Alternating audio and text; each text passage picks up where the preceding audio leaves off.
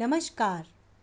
भारतीय नारियों की शौर्य गाथाओं की श्रृंखला में मैं डॉक्टर मनीला रोहतगी आज आपका परिचय मध्य प्रदेश की नारी रत्न चंद्रवंशी क्षत्राणी लोधी कुल शिरोमणि 1857 के स्वाधीनता संग्राम की महान वीरांगना महारानी अवंतीबाई लोधी से कराने जा रही हूँ।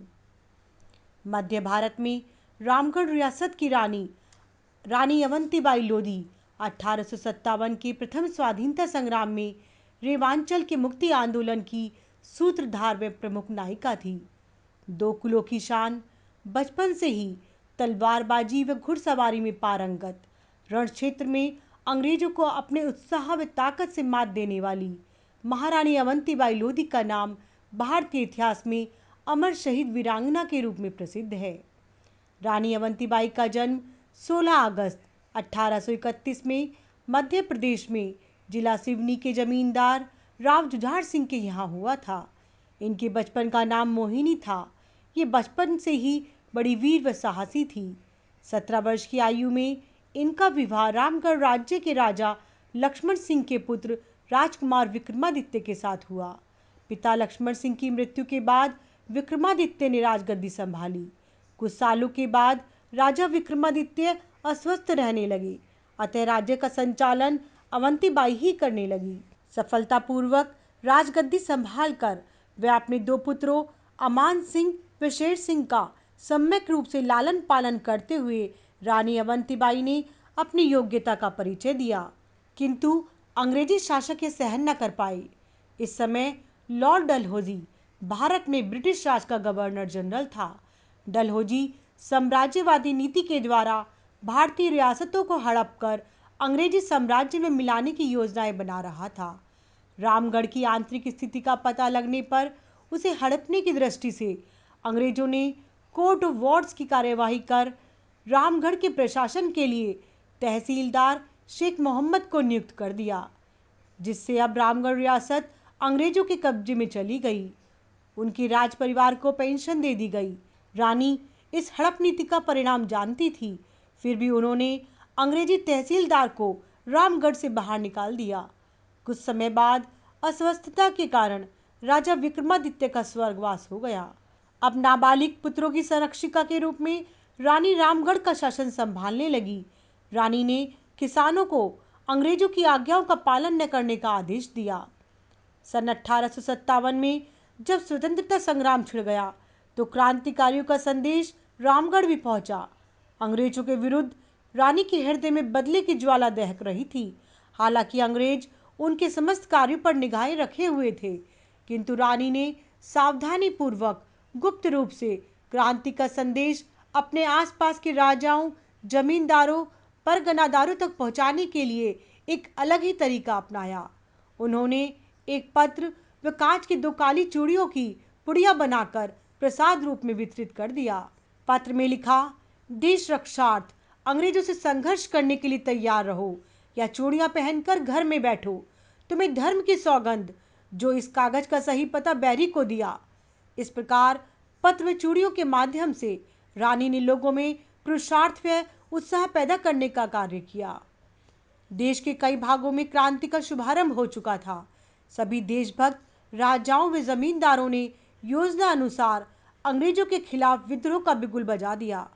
गुप्त सभाएं व प्रसाद की पुड़ियों का वितरण चलता रहा, किंतु कुछ विश्वासघाती लोगों की वजह से रानी के सहयोगी राजा शंकर शाह व राजकुमार रघुनाथ शाह को अंग्रेजों ने मृत्युदंड दे दिया। रानी इससे बहुत दुखी हुई।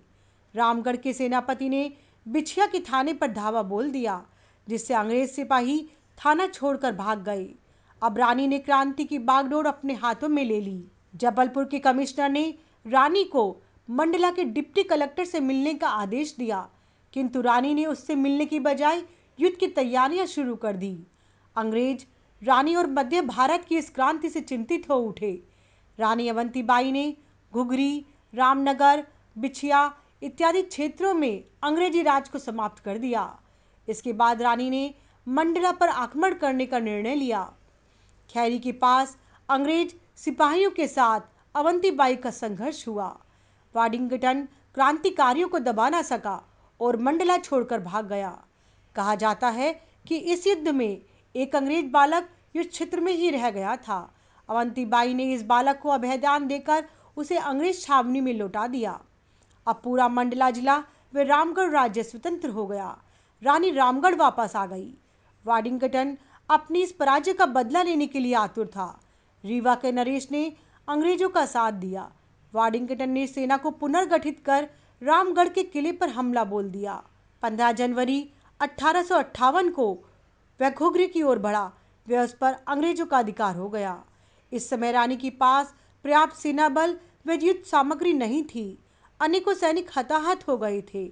अतः स्थिति को भांपते हुए रानी ने किले से निकलकर देवहारगढ़ की पहाड़ियों की ओर प्रस्थान किया। अंग्रेजी सेना ने रामगढ़ के किले को बुरी तरह ध्वस्त कर दिया व लूटपाट कर डाली। अंग्रेजी सेना रानी का पीछा करते करते देवहारगढ़ की पहाड़ियों के निकट पहुंच गई। वहां रानी पहले से ही अपने सैनिकों के साथ तैयार थी।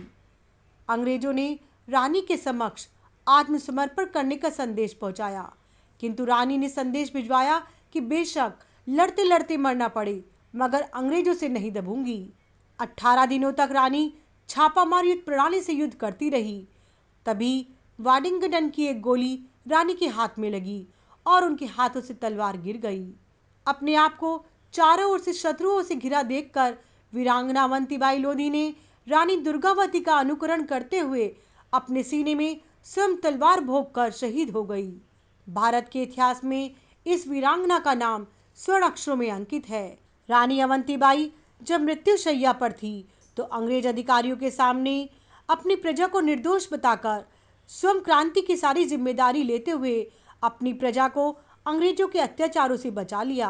अंग्रेज अधिकारी वाडिंगटन भी रानी अवंतीबाई के अदम्य साहस से इतना प्रभावित हुआ कि उसने भारतीय सैनिकों को आदरपूर्वक रानी के उपचार के लिए शिविर में ले जाने का आदेश दिया, किंतु रानी ने अपने सेनापति उमराव सिंह लोधी के समक्ष अपने प्राणों को त्याग दिया।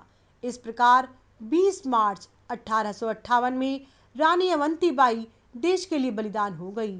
आल्हा और स्थानीय लोकगीतों में अवंतीबाई का गान पूरे उत्साह व जोश के साथ गाया जाता है।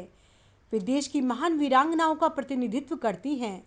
उनकी संघर्ष कथा व बलिदान की शौर्य गाथा से जन जन को परिचित होना चाहिए। भारत सरकार ने भी 1988 में उनके नाम व चित्र के साथ 60 पैसे का एक डाक टिकट जारी किया।